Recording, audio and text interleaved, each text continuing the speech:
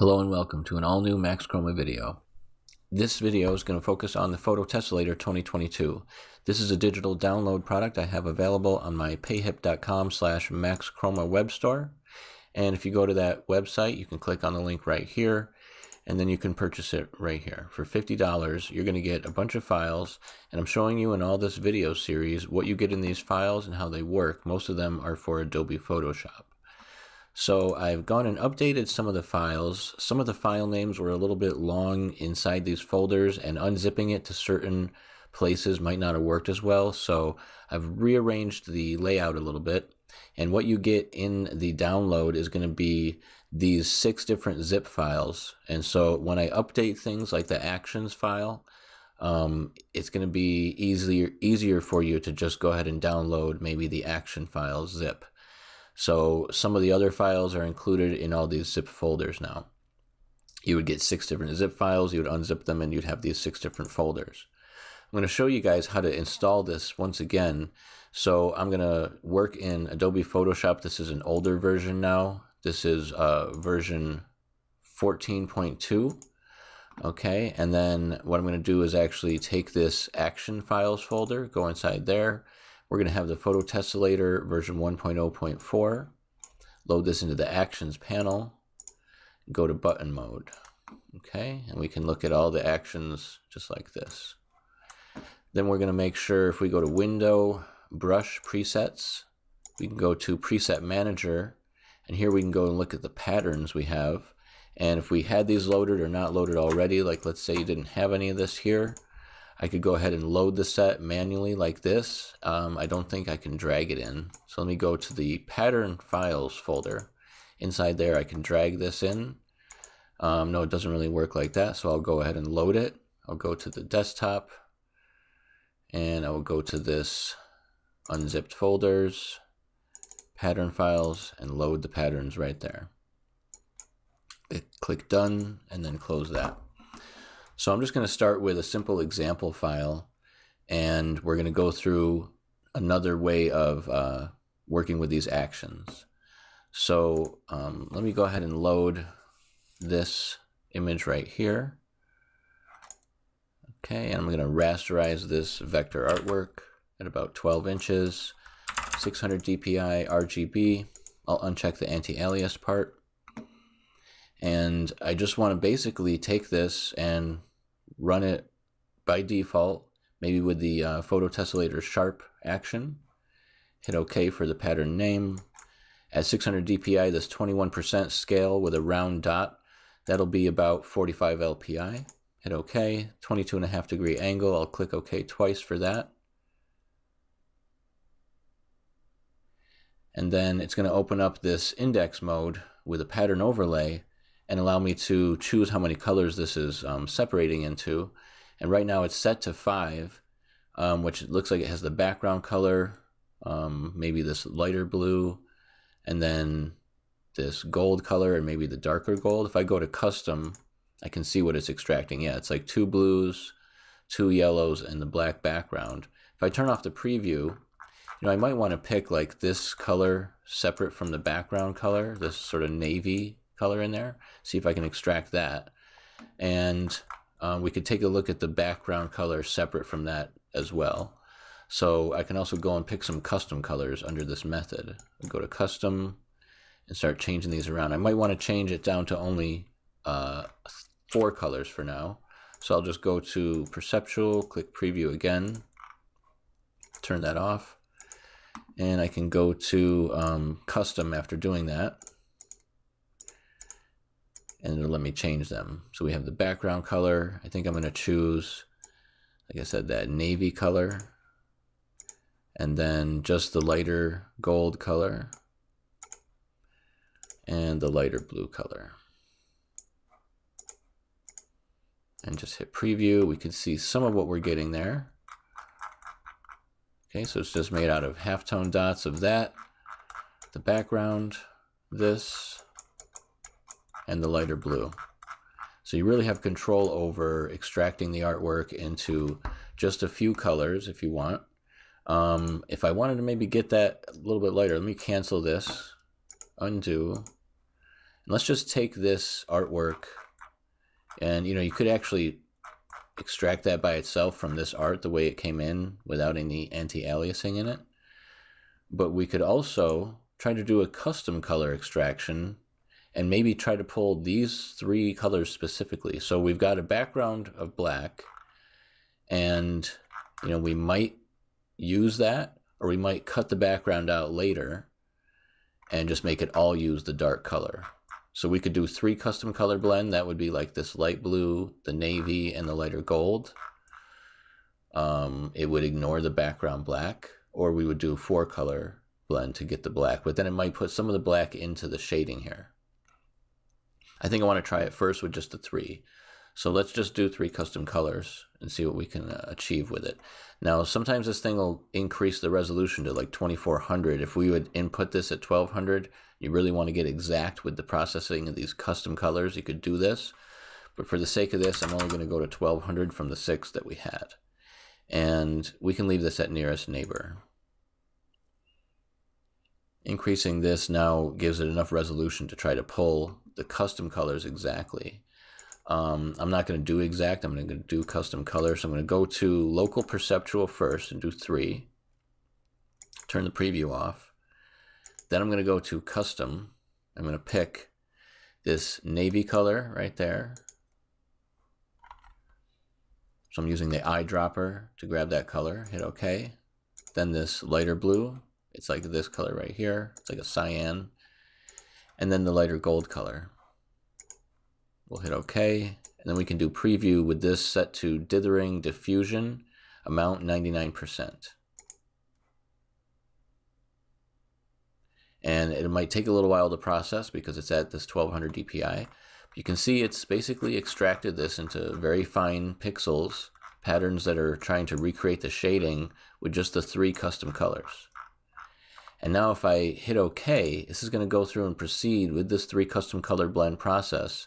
What I want to do is maybe change this around so that I've got it looking like it did before. So I might have the black be the background, and then the white be like the lighter gold color, and the red be the lighter cyan color.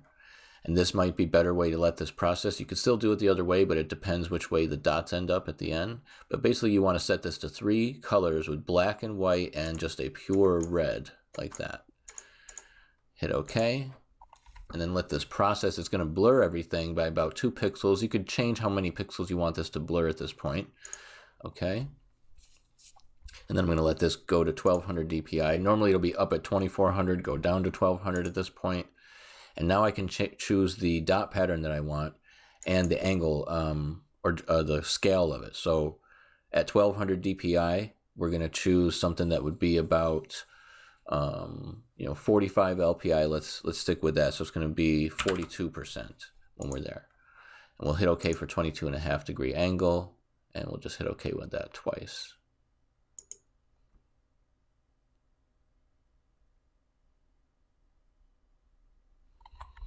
And when this is finished, it's going to pop open that index color table mode, so we can just change the colors around to what we had originally. So now we can change this to that navy, and actually if you just hit OK, you can close this and look at the other document. I'll go Window, Arrange, 2 up vertical, and here I can look at this document, go to the actions if I want, Edit Color Table, or go to Image Mode Color Table. We'll do Edit Color Table. We will change this light color to this cyan. We'll change the black to that. And we'll change this red here to that. Okay, so now we've converted this down into the 3 custom colors. I could use the black background from the original to cut out the background and have just that navy color. And that's basically really easy to do. So I can have it be like 3 colors over the background. Let's say I went to this and had it at 1200 dpi. So I can go up to 1200, nearest neighbor, hit OK. I'm going to select all and copy, then go back to this one. And this is the indexed one right here. Okay, this is the one that's gone through the halftone process. What I can do with this is go to RGB mode. I want to kind of get rid of this file. Let's just minimize that one and look at the layers again.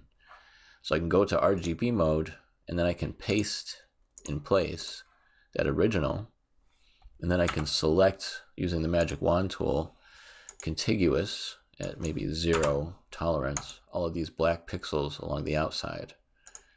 Now I could come back to this layer and maybe I'll invert the selection, select inverse, and right click inside the selection. I'll do layer via copy. And now I can put in a background color, sort of any color I want there.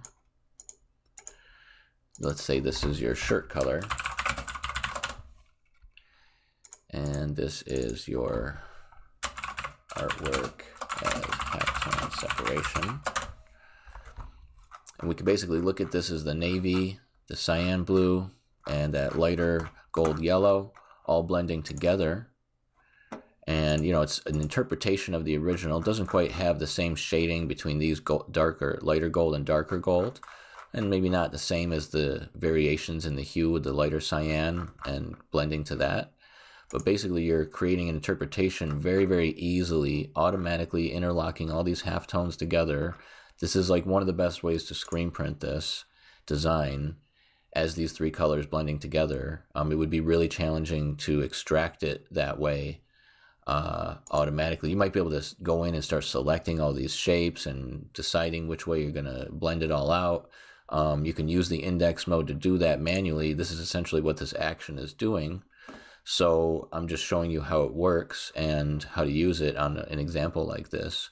I'll get into some of these in some more videos, just showing, you know, a few examples at a time, short videos that show, you know, how to do this stuff. I'll show it manually as well, but it basically goes through and does a lot of things now automatically that I would do manually myself. I would go through and maybe use the index mode to trick this into a few colors, then extract it through some other techniques, maybe use some of my other actions to do it. But now I've got this method that really does it quickly, lets you pick the colors, recolor it, changes it into the halftones. Let's say I want to make an underbase for this, but I don't want to use that navy in the base. Like, let's say I'm just going on kind of a middle shirt color like this. And we don't need the navy to really show up. It'll be too dark of a color maybe to work on an underbase of white. So I could just go into this and select with the magic wand tool, uncheck contiguous, and sample all layers is okay. I don't want any anti-aliasing, no tolerance. And so I'm just going to click on that lighter blue cyan color and then hold shift, click on the lighter gold color. And I've got a selection now. If I turn that off, I can go ahead and make a new solid color fill layer of white. We can call this the white base. And we can have this on top of it. We can also extract those colors manually. So just maybe take the light blue and then I can eyedrop it. I clicked the letter I on my keyboard, got the eyedropper, and then I eyedrop the color. Now I click here to make a new solid color fill layer. It has the color already. Call this the cyan. Or you could double click on it, maybe see if it's similar to a Pantone color. You might match that to Pantone 630. 630C. And we'll go here and select the next one, the light gold color. And then we'll do the eyedropper for the color. Go to a new solid color layer. Let's look at what Pantone, maybe 458.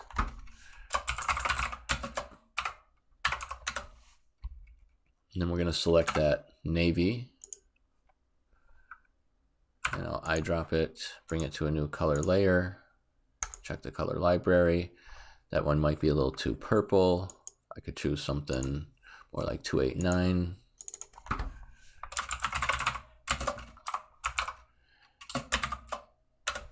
You could say or navy or gold. You could also recolor it. Like, let's say you want this to be a little more of a gold color, brighter gold, more orange. You could make it metallic gold at this point, a metallic, ink to screen print it with. So there's all sorts of possibilities. Now, let's say you're not using the navy screen. Okay, let's get rid of this original art as halftones down here. Bring this original down below. And we'll look at just the shirt color layer. I'll get rid of that background. Maybe I'll just group these and put them out of the way. So we've got the shirt color layer, the white base, Then we've got this Pantone 630 blue, 458. Now let's say you were going to have a tough time lining these up and you're not going to use the Pantone 289C, the navy color, afterward. You might use that color last, and it might not matter about lining these colors up. Sometimes you don't do that with the base, you don't cut it back. But in this case, if I wanted to cut it back, I could just do Control, select the layer, and then I would make sure my swatches are reset like this, flip them around, and maybe just fill this. Control, I want to select on the mask right here, Control backspace to delete that out. Now with this selection, I can select, modify, contract by about 1 or 2 pixels, let's say. And then I'm gonna flip these swatches around again. And when I'm inside this layer mask, Control backspace will fill that with the background, so that white. Now we can look at this cyan color over it. And if you want to just like lower that transparency a little bit, it doesn't quite work exact this way for making the opacity of the ink. There's another technique to do that. But essentially, if you want to just change the fill or the opacity a little bit, you can see the overlap that you have of these dots over those underbase dots. Okay, and the same thing with this one. You could set that percentage a little bit just to see it, but it's not going to show the true color over the white. So I'll set that back to 100 and 100. Now you could print this over just, let's say, a navy shirt color background as a 2-color design with the base, white base. Or you could also just go back to using, a colored shirt and then, print the white base, this lighter blue, that color, and then the navy color. So that's a quick way to just take this kind of vector art that has a lot of different shades in it and maybe use Photoshop to rasterize it, bring it down using these actions into a 3-color design. You could have 3 custom colors extracted like that. And so I'll finish this video here, and we'll get into other examples in some more videos. I just want to keep going and show you guys all of the different ways you can use this. Now I do have some real-world examples that I'm going to get into in some other videos where I will show you guys just some of the ways that I use this art to do some screen printing, use some of these files to do some of these color separations and prints. Okay, so I'll put down sometimes a lot of color and then use different shades together, blending in the hues. And then I'll put the black and white down on top of it. And so that's like a simulated process or an HWB, like a colors, white and black overlocking method. There's some other techniques that I get to basically blend these colors together, and a lot of the printing stuff takes all that experience and skill and deciding, making different decisions, and how do you get the screens to expose and print this well. So that's not just what's done on the computer digitally like this. This process is what's happening on the digital side of things, but then you got to print these on films. You got to see how you're going to get the screens to come out with all these halftone dots. It's a whole other process with lots of variables that go down, into that technique. And I will show you guys some of the ways that I use this stuff every day to create prints like this. But there's a lot of things that don't work out even the way that I want them to, based on the colors and the inks and the screens, the separations, the printing method. And I have to usually keep things down to about 6 or 7 screens at the most. Some of these become a little easier, like the colors in this one worked out where it was just one hue of color, and then some white and black would go down, and there's just one hue for the eyes. But this is a technique that I use in printing that seems to work out really good on some designs, but other ones I would want to use custom colors. But in this one, I basically use the technique of the 3 custom color separation here, except I did it twice. I did it with the 3 custom colors, like this brown color plus black and white, to create all that shading. And then in the eyes, I went and just picked the 2 different custom colors there. Okay, and that created this print right here. And so, sometimes, and honestly, I would have preferred maybe to do a couple of shades, like a more reddish shade of brown, gold, and a lighter, yellower one. But it still worked out really good as just a 4-color print, black, white, and a brown gold color plus the eye color over an underbase. And then here it is just showing you over the shirt color with just the black and the white and the eyes there at least. But you can see how the color underneath was just being affected by the shading of the black and the tinting of the white. Another thing that I do on these prints is I use a clear ink mixed in with the white, so the white goes down kind of like a tint. Here it is with just the brown color and the eye color. And so basically you can see that the black and white shading adds all the photorealism to that. So to me, that's this method called overlocking. We could look at what would happen with that original art on this one if we tried the overlock method, but I don't think it would work as well. I would really just do the custom colors with this. But let's take a look and see. We have the original opened up. Let's go to the HWB overlock, possibly with 6 hues, and we can just do the auto one. When I'm doing those separations, I'll usually control the hues and the color a lot better. Some of them I'm working on it currently. We're going to be doing some more prints in the next coming week. So I'm trying to show you guys the stuff that I do with these tools working at a screen print shop, but also stick to things that can also be done in all sorts of other ways with other artwork examples. And also, I need you guys to understand, if you are purchasing this, just what's included and what's not included. Like, I can't really give you the years of experience I have turning these things into screen prints and using these tools in that way, but I can show you just what the tools are able to do for you and how far they will get you in that process. And then, you can really use these things to start making screens, printing them on films, making screens, picking inks out, doing all this stuff to make a really good print. But these actions and these programs aren't going to give you that stuff automatically. Okay, so here it is. It's got a merged preview, and it's got the black and the white, and it's overprinting all of this hue. It's really just got like some yellow with some red dots and some blue with some cyan dots. And you could go in and maybe select all that background cyan and clear that out of there. It's just picking it up off of the original artwork. It like rasterized in, and it wasn't really exactly 100% black. It was like this 180, 43, 3%. So pick that up in the separation. And it's got the white and black overprinting that. And then those are going to maybe have some halftone dots or maybe not. Depends on how close to black it really was. But this is that print. Here's the merged preview showing you what you would get if you could maybe print that black and white halftones over the original of those, or over the hues, creating like the shades, and sort of like the yellow and the red create that gold shade. You could maybe merge those together. Let's say I just merge this whole layer together and use the magic wand to go in and select this, all these red dots, and hold shift, select all these yellow dots, and I'm going to hold shift F5 and color it all with kind of like something in between, maybe like 40, like a gold. I want to make sure I do that again and don't choose behind. I'm going to do normal. Okay. And then we have the hue, and it's still not really doing a lot in the hue, blending that cyan down to the navy color. So you could even try just merging all these together. Hold shift and select both of those. Shift F5, we're going to fill it with a color that's kind of like in between cyan and blue. So sort of like this azure color. All right.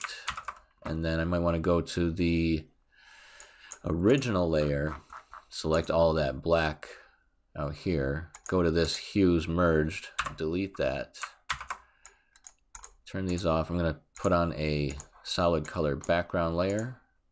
So now I've got just these two hues that I could print down, the gold and this blue.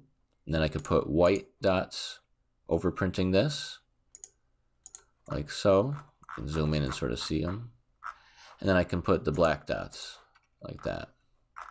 And so by putting the white and the black, printing that method, it will simulate all of the other shades. And if I go to a new layer, I'm going to create a new layer here and do Control-Alt-Shift-E, that'll actually merge everything together.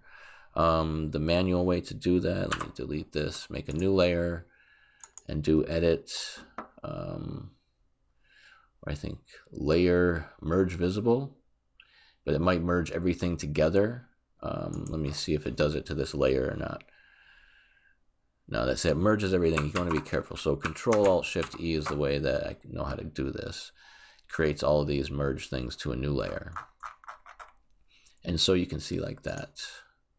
We would also maybe go in with that selection here and knock out the black.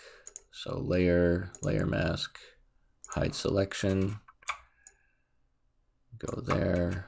I actually want to invert this, Control I, Control 0 to zoom out.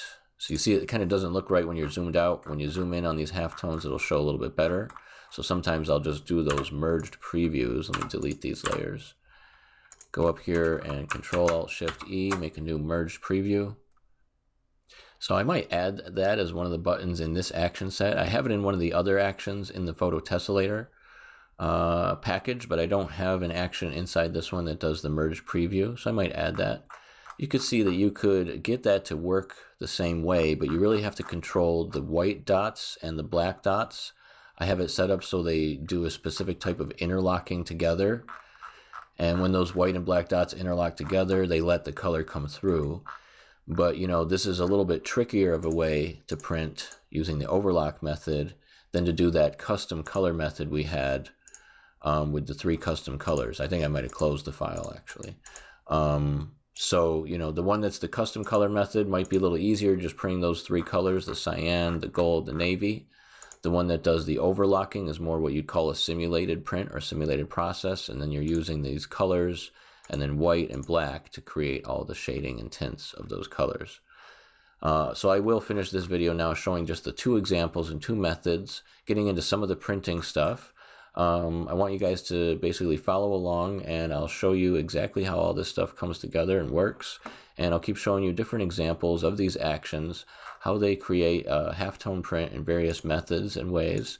You know, it's pretty interesting. The way that I use these things might not be the way a lot of others approach the color separation process, but this is the stuff that I learned on my own and taught myself to do. I like to approach it in, you know, all sorts of methods and techniques. Sometimes you just only get like one shot at getting it right, so you have to, you know, manage all those decisions and figure out which way you are going to approach. So I think the best thing is just showing all these different examples, as many as I can get to, and showing you guys the things that I do in real world print examples. And so some of the decisions that I need to make when approaching these things as real printing separations, and a lot of that has to do with the fact that it won't work perfectly. A lot of the stuff you're planning on is going to get changed when you make screens and when you go to the printing process. So you need to account for some of those variables as well. And that's the thing that I'm saying is, like, this action set I use even for those professional results. And I use some of the files that are included in this Photo-Tessellator, like the other files included here that I'll get to in some of the next videos in this series. And I'll show you guys how I approach it. But the difference between what you can get automatically using some of these more simplified actions and what you get with spending hours working on a separation, sometimes the difference is not that much difference. And I want people to have the ability to approach this stuff at any level. And then if you follow the videos in this series and some of my other YouTube videos, and just as I teach all the stuff that I've picked up along the way, you might be able to see the decisions I'm making in that process to get to the more professional end result, or it's just maybe got some more accuracy in the colors or tones. Honestly, at the end of the day, sometimes it just doesn't matter. You need to get that thing up on press and printing and get the job done. You can't really spend hours on the separation or hours on the printing setup, etc. So I want to show you guys all of the variation between, you know, just the 2 ends of that spectrum, approaching things maybe more scientifically and accurately, and how you could get to some of those separation results, but then what you can get out of this action set that is just right away going to work for you to start making screens, converting it into halftones and just a few custom colors, and get right on press and start printing. And usually that might matter more than spending all that other time, you know, dealing with the accuracy and getting the specific things right about it. So, you know, and I'll show you guys both ways at which I approach that stuff, using these tools and just doing it manually. So again, I just brought this into some halftones. I could go down to maybe 4 colors. Just let it pick the colors automatically. This is just these 2 against the background, these 3 right here against the background. And just the fact that it converted these into those colors so quickly, I could go into edit color table and change the background to white, select all three of these, change them to black. There's my base. I could just select one of them and see that's like just a nice spot color, that gold basically. Here's another one that is the darker brown.